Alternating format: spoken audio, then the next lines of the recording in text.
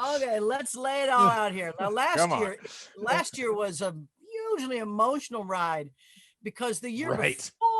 the year before we got one step further than we've Right. been since '93. The year before, we got to the championship game and lost in overtime to, I don't know, Tom Brady, right?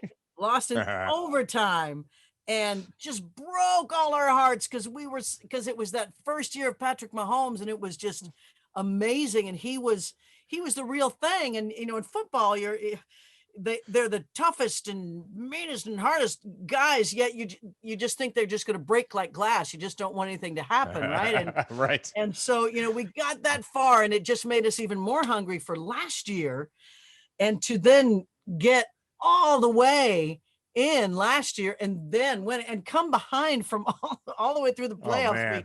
came from behind, and they came from behind in that Super Bowl was just gnarly up till the last quarter. Yep. So was that insane. was like It a was. really emotional ride. And the feeling was so bizarre when they won. It was like, wait a minute. I mean, 50 years is a lifetime. 50. I do remember the Super Bowl in 1970. So I was 8 years old, and that's Len how Dawson, baby. Len Dawson, Hank Stram, keep matriculating that ball down the field, and remembering that, and as so many in Kansas City, I know they think of their parents, and that's how it's kind of handed down through the family, that the love of the Chiefs.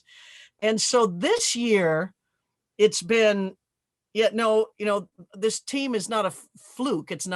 It wasn't just one of those, we just got it right this one time.